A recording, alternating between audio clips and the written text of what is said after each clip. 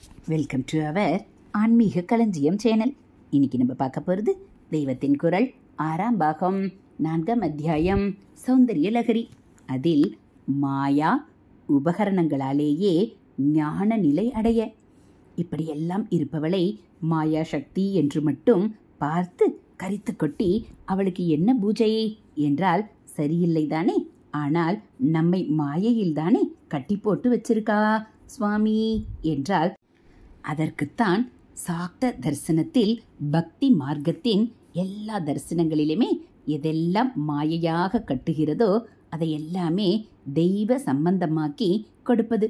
மாயையும் ஞானமும் ஆப்போசிட்டாக இருந்தும் ஞானத்துக்கு வழியாகவே மாயா லோகத்தையும் இந்திரியங்களையும் மனசையும் பிரேமையிலும் சுத்தமான சௌந்தரியத்திலும் ஈடுபடுத்தி அவள் நினைப்பிலேயே ஆனந்தமாக தோய்ந்திருக்கும் படியாக பூஜை ஸ்தோத்திரம் இத்தியாதியை கொடுத்திருப்பது.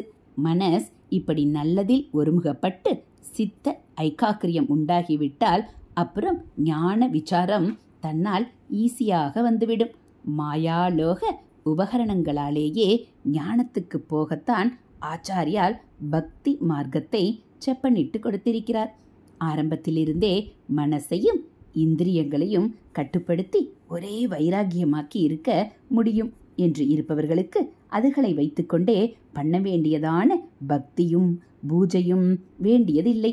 அவர்கள் மாயையை அப்படியே உதறுவதற்கு அபியாசம் பண்ணி ஷார்ட்கட்டில் பிரம்மத்துக்கு போகக்கூடியவர்கள்.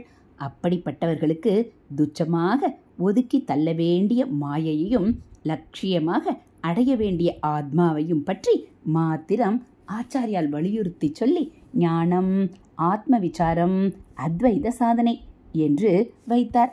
மற்றவர்களுக்கு கீழ்த்தரமான இன்பங்களில் போய் போய் மாயை கட்டில் மேலும் மேலும் கெட்டியாக மாட்டிக்கொள்ளும் மனசை உசந்த பரிசுத்தமான இன்பங்களான தெய்வ ஸ்மரணம் பூஜை கதாஸ்மரணம் ஆலய தரிசனம் பகவத் குண கணானுபவம் முதலியவற்றில் ஈடுபடுத்தி தத் துவாரா அதன் மூலம் ஞானத்துக்கு பக்குவப்படுத்துவதற்காக பக்தி மார்க்கத்தை காட்டினார்.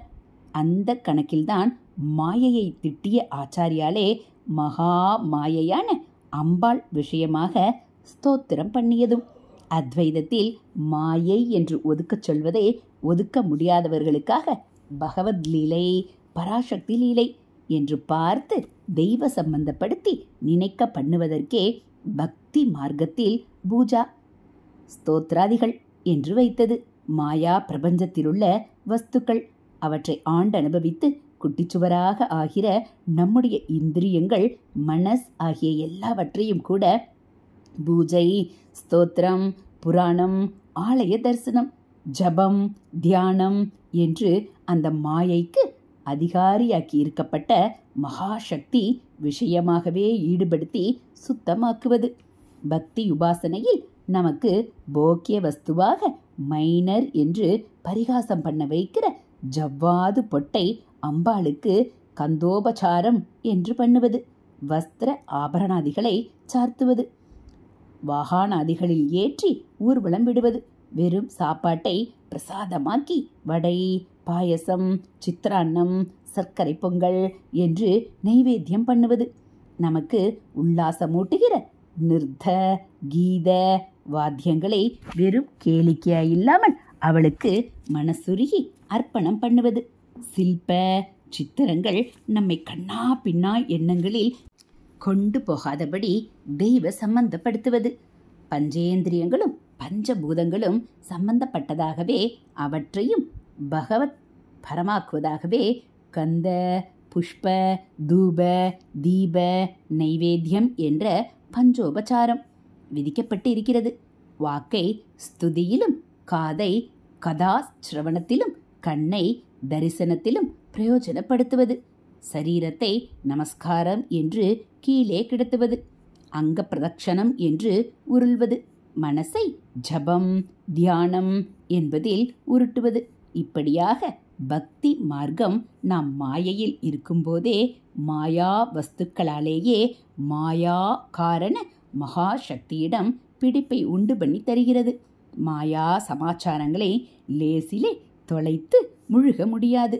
ரொம்பவும் விவேக வைராகிய பக்குவம் பெற்றவர்களை தவிர மற்ற எல்லாரையும் லோகமும் இந்திரியங்களும் இரண்டும் சேர்ந்து உண்டாக்குகிற பாச பந்தங்களும் வலிந்து வலிந்து இழுத்து கொண்டே தான் இருக்கும். அபக்வ நிலையில் இருப்பவர்கள் நேராக அந்த இழுப்பை துண்டிக்க வேண்டுமென்று எத்தனம் பண்ணினாலும் லேசில் முடியாது. தொலைத்து முழுகுவது நம்மால் முடியாத காரியம் என்று ஆத்திரப்படுவதும் நாம் விமோச்சனமே பெற முடியாது என்று ஹோப்லெஸ்ஸாக நிற்பதுமாகவே ஆகும். அதற்காகத்தான் தொலைத்து முழுகாமல் மாயா சமாச்சாரங்களையே தெய்வ சம்பந்தமாக்கி கொடுப்பது. மாயைக்கு சகலத்திற்குமே காரணமான வஸ்துவிடம் பக்தி என்று அன்பு வைக்க சொல்லி அதை காரியத்தில் பூஜை, தியானம், கானம் என்று பல தினசில் மாயா சாமக்கிரிகளை கொண்டே செய்வதற்கு சொல்லிக் கொடுப்பது. இப்படி மாயை சமாச்சாரங்களையும் தெய்வ சம்பந்தப்படுத்தி கொண்டே போனால் அவை நம்மை பாதிக்காது, பந்தப்படுத்தாது. மின்சார கம்பியை வெறும் கையால் தொட்டால் ஷாக் அடிக்கிறது. அதுவே கிளவுஸ் போட்டுக்கொண்டால் பயப்படாமல் தொட முடிகிறதல்லவா? அப்படி மாயா சமாச்சாரங்களையே தெய்வ நினைப்பு என்ற கிளவுஸ் போட்டுக்கொண்டு கையாளும் போது அவை பாதிக்காது.